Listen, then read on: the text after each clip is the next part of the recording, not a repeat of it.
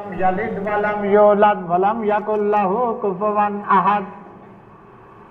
میرے اللہ کی تعریف وہ ہے، وہ ایک ہی ہے، احد صمد، بے نیاز ہے کسی کا، محتاج نہیں، ساری دنیا اسی کی محتاج ہے۔ لم یلد ولم یولد ولم یکن لہ کفوا احد۔ اللہ کا کوئی، اللہ نے کسی کو جنا نہیں اور نہ اللہ کو کسی نے جنا، اور اللہ کا کوئی خاندان نہیں کہ میں اس خاندان میں سے پیدا ہوا۔ وَلَمْ يَكُنْ لَهُ كُفُوًا أَحَدٌ، وہ پاک صاف ہے، لا شریک لہ ولا نظیر لہ ولا ضد لہ ولا ند لہ، اس کا کوئی شریک نہیں ہے، ظاہرا و باطنا، لا اول ولا آخرہ، نہ اس اللہ کا کوئی اول ہے نہ آخر ہے، وظاہرہ و باطنہ، اللہ ہی اول ہے، اللہ ہی آخر ہے، اللہ ہی ظاہر ہے، اللہ ہی باطن ہے، وَهُوَ بِكُلِّ شَيْءٍ عَلِيمٌ، وہ ہر ایک چیز کو جانتا ہے۔ فرمایا یا رسول اللہ صلی اللہ علیہ وسلم، قل اِنَّا أَعْطَيْنَاكَ الْكَوْثَرَ، اِنَّا، ہم آپ کو ایک خزانہ دے رہے ہیں، ہم آپ کو، اللہ اس خزانے میں ہمارا بھی حق فرمائے، حصہ فرمائے۔ وہ دن آنے والا ہے کہ ہم اپنے آقا کے ہاتھ سے، وہ وقت آ جائے کہ اپنے آقا کے ہاتھ سے حوض کوثر کا پانی لے اور گٹ گٹ پی جائے۔ اللہ ہمیں سب کو پلائے۔ اِنَّا أَعْطَيْنَاكَ الْكَوْثَرَ، کل کوثر، حوض دینے والے ہیں۔ العلم حوض، الحلم حوض،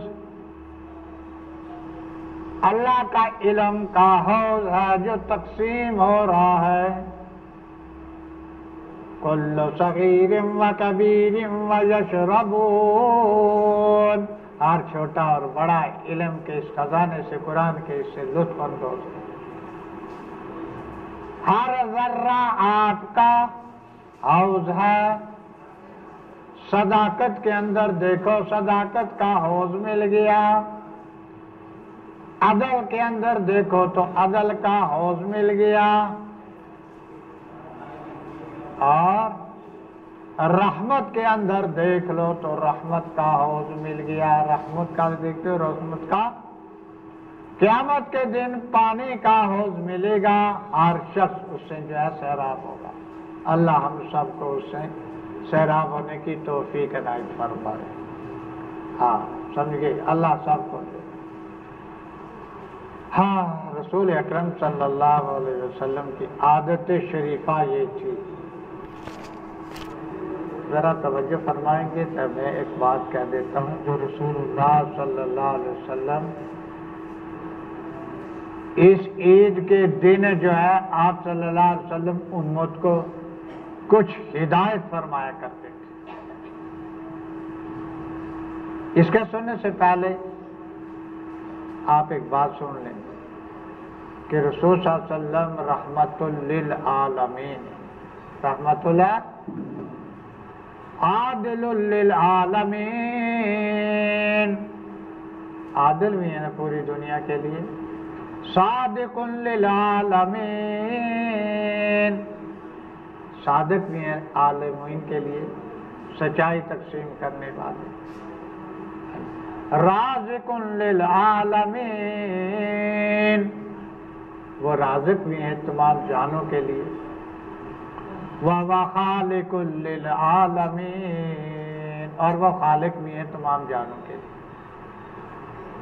حق تعالیٰ جل شانہ نے آپ صلی اللہ علیہ وسلم کو ہر چیز کا خزانہ دے کر دیا دنیا کے اندر دے۔ رسول اکرم صلی اللہ علیہ وسلم سے پہلا جو زمانہ ہے وہ ایسا زمانہ ظلم ستم کا ہے، کوئی ایسا لمحہ نہیں گزرا کہ اس کے اندر ظلم ستم نہ ہو۔ پوری دنیا کے اندر ظلم ستم تھا۔ موسیٰ کا زمانہ آیا، فرعون کا دور تھا، بچوں کو ذبح کیا کرتے تھے۔ ایک ہی ظلم بچوں کو ذبح کرنا نہیں تھا، بلکہ طرح طرح کی سزائیں تھیں۔ نمرود کا زمانہ آیا اور ایران کا زمانہ آیا، تو اس وقت میں جو سزائیں دی جاتی تھی چھوٹوں کو بڑوں کو، جس کو چاہتے تھے تو ظلم دیتے تھے۔ میخوں والا میخ ٹھوک دیا جاتے تھے اس کے کلیجوں کے اندر، ہاتھوں کے اندر۔ قرآن بڑی وضاحت کے ساتھ بیان کر رہا ہے، اتنا ظلم کا زمانہ گزرا ہے لوگوں کے اوپر۔ اور جب رسول اکرم صلی اللہ علیہ وسلم تشریف لائے تو دنیا کے اندر امن آیا، امن آیا، امن آیا، سلامتی آئی، رحمتوں کی بہار آئی۔ اب وہ زمانہ ختم ہو گیا ظلم کا۔ اللہ ہم سب کو وہ زمانہ دکھائے، اگر دیکھنا چاہو تو قرآن کو اٹھا کر دے۔ وہ زمانہ تھا۔ اس وقت میں جو امن کا زمانہ ہے، سلامتی کا زمانہ ہے، اللہ نے امت محمدیہ صلی اللہ علیہ وسلم کے ہاتھ میں رکھ دیا۔ امن آ ہی نہیں سکتا جب تک رسول اللہ صلی اللہ علیہ وسلم کے بتائے ہوئے قانون پر نہ چلے۔ امن کا ضامن، صداقت کا ضامن، عدالت کا ضامن، رزق حلال کا ضامن اللہ کا دین ہے، اللہ کا۔ اب اس دین کے اندر آپ لوگوں نے اور ہم لوگوں نے یہ طے کرنا ہے، ہم اس ملک کے اندر امن قائم کریں گے، فرقہ بازی کو چھوڑ دیں گے، تفرقہ بازی کو چھوڑ دیں گے، ایک امن قائم کریں گے، وہ امن ہے اسلام۔ تو میں کے زمانہ ختم۔ ایک بات پکڑ لینی ہے، تم نے کیسے زندگی گزارنی ہے۔ تمہیں کسی کے بارے میں قبر کے اندر نہیں پوچھا جائے گا کہ فلانا جو گزر گیا اس نے گناہ یہ کیا ہے، وہ ایسا ہے، وہ ایسا ہے۔ یہ بات اس وقت میں بھی چلتی تھی جب رسول اکرم صلی اللہ علیہ وسلم کو امت کے جوڑنے کے ساتھ ساتھ امت کو ایمان پر بقا کی بڑی فکر تھی۔ یہ نہ جہنم میں چلا جائے، یہ نہ جہنم میں چلا جائے، یہ نہ جہنم میں چلا جائے، اتنی فکر تھی، اتنی فکر تھی۔ تو اللہ رب العزت نے آپ صلی اللہ علیہ وسلم کو تشفی فرمائی، اِنَّا أَرْسَلْنَاكَ بِالْحَقِّ، یعنی اِنَّا أَرْسَلْنَاكَ بِالْحَقِّ بَشِيرًا وَنَذِيرًا۔ اور میرے محبوب تم کیوں اتنا پریشان ہو؟ ہم نے آپ کو اس دنیا کے اندر خوشخبری دینے والا جنت کی اور ڈرانے والا جہنم سے، اس کے لیے بھیجا ہے۔ وَلَا تُسْأَلُونَ عَنْ أَصْحَابِ الْجَحِيمِ، آپ سے ہم یہ نہیں سوال کریں گے کہ فلانا کیوں جہنم میں چلا گیا، تم نے کام نہیں کیا۔ آپ سے نہیں یہ پوچھیں گے، آپ کا کام پہنچانا ہے۔ اور امت محمدیہ صلی اللہ علیہ وسلم کا بھی کام پہنچانا ہے۔ اپنے اولیاء کی تعریف کرو۔ اگر کسی نے اسے پہلے برائی کر لی ہے، چوری کر لی ہے، قتل کیا ہے، جھوٹ بولا ہے، آپ سے بھی نہیں پوچھا جائے گا ان کے بارے میں۔ یوم یفر المرء من اخیہ وامہ وابیہ، ارے ماں باپ کے بارے میں نہیں پوچھا جائے گا تمہارے ماں باپ نے کیا کیا، اولاد کے بارے میں نہیں پوچھا جائے گا تمہاری اولاد نے کیا پوچھا جائے گا۔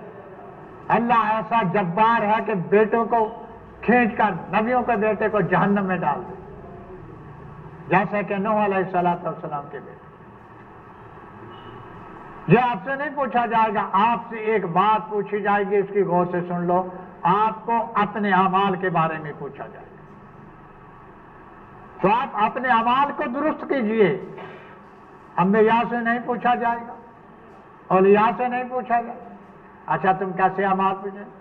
دوسری جگہ ارشاد فرمایا، دوسری جگہ ارشاد فرمایا وَلَنَا أَعْمَالُنَا وَلَكُمْ أَعْمَالُكُمْ، ہمارے لیے اپنے اعمال کے بارے میں پوچھا جائے گا۔ قرآن کہہ رہا ہے، قرآن سچا ہے، قرآن وَلَنَا أَعْمَالُنَا وَلَكُمْ أَعْمَالُكُمْ، ہمارے لیے اپنے اعمال سے پوچھا جائے گا، کسی کے اعمال کے بارے میں کچھ نہیں پوچھا جائے گا۔ وَلَا تُسْأَلُونَ غَيْرَ ذَلِكَ، کسی کے اعمال کے بارے میں کوئی پوچھ نہیں ہوگی، کوئی پوچھ نہیں ہوگی۔ جنت میں جائیں گے تو اپنے کیے کی وجہ سے جائیں گے، جہنم میں جائیں گے تو اپنے کیے کی وجہ سے۔ وَلَنَا أَعْمَالُنَا وَلَكُمْ أَعْمَالُكُمْ وَلَا تُسْأَلُونَ عَنْ أَصْحَابِ الْجَحِيمِ، تم سے بھی نہیں پوچھا جائے گا، تمہارے باپ نے، تمہاری ماں نے، تمہارے رشتہ داروں نے یہ گناہ کیا، کیوں کیا؟ اگر انہوں نے کیا تو ان کے گناہوں کی وجہ سے تمہیں جہنم میں نہیں جائیں گے، تم اپنے گناہوں کی طرف دیکھو۔ وَلَا تُسْأَلُونَ عَنْ أَصْحَابِ الْجَحِيمِ، یہ پیغام ہے آج میرا کہ امت کے اندر امن قائم کرو اور اپنے اعمال کو درست کرو۔ اللہ ہم سب کو اپنے اعمال کے درست کرنے کی توفیق عنایت فرمائے۔ قربانی آپ لوگوں نے کرنی ہے، اے بھائی قربانی آپ لوگوں نے کرنی ہے، اور قربانی کا ثواب اتنا ہے کہ جی تھوڑا سا ایک بات سن لو، قربانی کا ثواب ہے اتنا ہے، فرمایا جس جانور کو آپ ذبح کرتے ہو اس جانور کے اوپر جتنے بال ہیں، جتنے بکری کے اوپر دیکھا ہوگا، بھیڑ کے اوپر دیکھا ہوگا، اور بڑے جانور کے اوپر دیکھا ہوگا، جتنے بال ہیں ہر بال کے بدلے 10 نے کیا، ہر بال کے بدلے میں ان تاؤ دوشا آ رہا ہی نہیں۔ اگر تم ان کے بالوں کو جو شمار کرو گے، لا تحصو نہیں شمار کرو گے، ولا تعددو نہیں گن سکو گے، اتنا ثواب ہے، کما لینا علی 10 دن۔ ایک تو بات یہ ہے۔ دوسری بات انشاءاللہ العزیز نماز اپنے وقت پر ہوگی۔ اعلان کس وقت کا جی؟ 10 بجے کا اعلان، بس چند منٹ رہ گئے 10 بجے کا اعلان انشاءاللہ العزیز۔ جیسے آج تک ہم قول و فعل کے پابند رہے، کیوں رہے؟ اللہ نے ہمیں پابند رہنے کا حکم دیا ہے، اس طرح جو آج بھی ہم پابند رہیں گے۔ اور ساتھ ساتھ میں گزارش کروں گا کہ ہمیں بہت سے کام کرنے ہیں، میں نہیں کرنا، اللہ نے کرنے ہیں، اور آپ کے پیسے لگنے ہیں، آپ کے۔ ارے مسجد کے اندر وہ پچھوالی صف نہیں ہے۔ بہت لوگ شکایت کرتے ہیں کہ بھائی صفوں کا جو ہے کوئی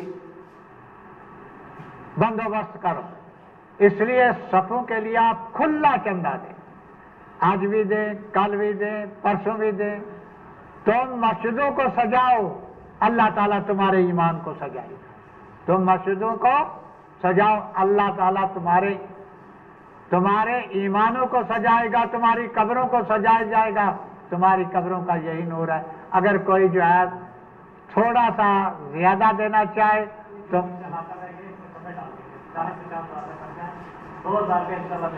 اب 2000 روپیہ جزاک اللہ۔ بادشاہ نذیر صاحب جی کے جزاک اللہ۔ کوئی ایسا ہو جو صفوں کے لیے 5000 2000 4000 روپیہ دینا چاہے، اور ایسا بھی کوئی ہو جو کہے گا نہیں جب پوری صف ڈال دوں، یہ بھی کوئی دشوار کی بات نہیں۔ ایسا بھی اگر کوئی ہو تو اللہ کا بندہ بات جزاک اللہ حاجی مشتاق صاحب، اللہ تعالیٰ کوئی بات نہیں، آپ اپنے خوشی کے ساتھ دیں، آج بھی دیں گے، کل بھی دیں گے۔ آپ نے جو دیا ہے وہ سامنے چمک رہا ہے، اوپر وہ مدرسے کو دیکھو، اللہ نے کیا تھا، اتنی بڑی مسجد بن گئی۔ حالانکہ اس مسجد کا خواب جو ہے وہ بڑا لمبا چوڑا ہے، وہ ہمارے بعد پورا ہوگا۔ کب پورا؟ جزاک اللہ محمد جاوید صاحب، جزاک اللہ جزاک اللہ۔ سیکنڈ تھوڑا رہ گیا، تھوڑا رہ گیا، اور کوئی دینا چاہے تو جلدی دے دیں۔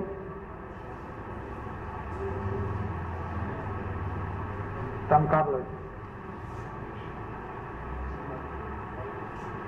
جی، اور کوئی آ دینے والا؟ صفوں میں پھر لے گا۔ جزاک اللہ جزاک اللہ۔ ایسا کوئی ہے نا؟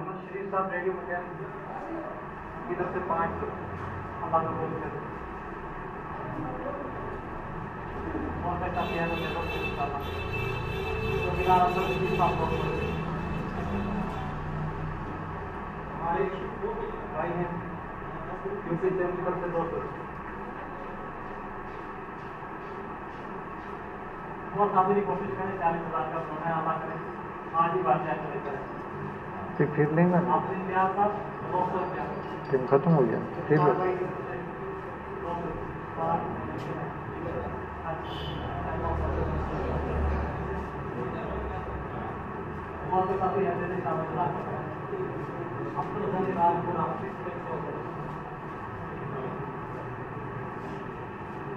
پھر لو اچھا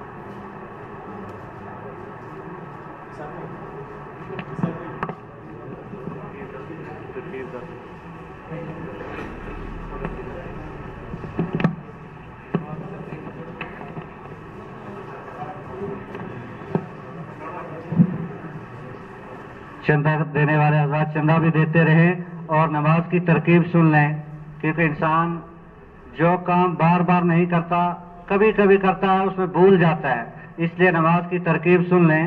شروع میں نیت کرنی ہے کہ 2 رکعت نماز عید الضحیٰ مع 6 زائد تکبیروں کے پیچھے امام صاحب کے، اس کے بعد امام صاحب کہیں گے اللہ اکبر، آپ نے بھی تکبیر کہہ کر اللہ اکبر کہتے ہوئے دونوں ہاتھوں کو کانوں تک اٹھانا ہے۔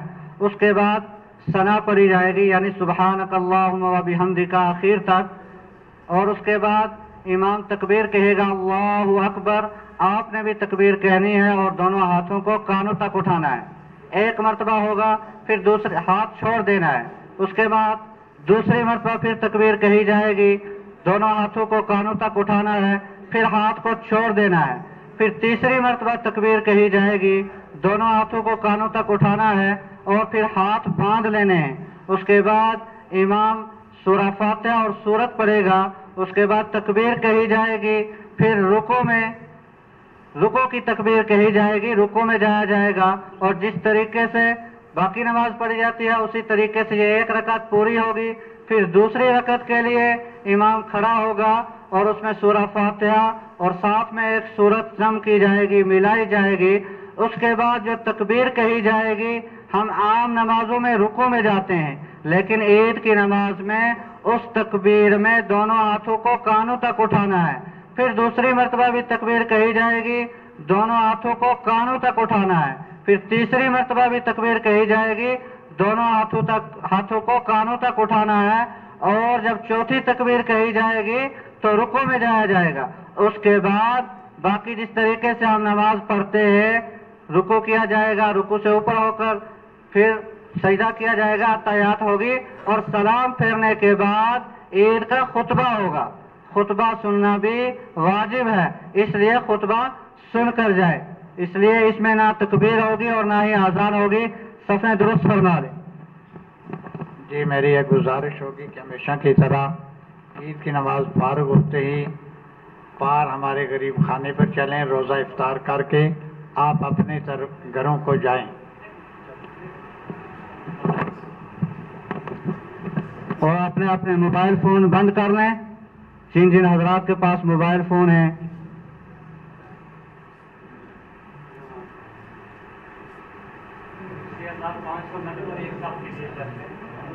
آپ کا دیا ہوا چندہ 6500 روپے نقد ہو چکے ہیں، اور ایک صف جو ہے مستری ممتاز صاحب نے لکھوائی ہے وہ بھی انشاءاللہ پہنچ جائے گی۔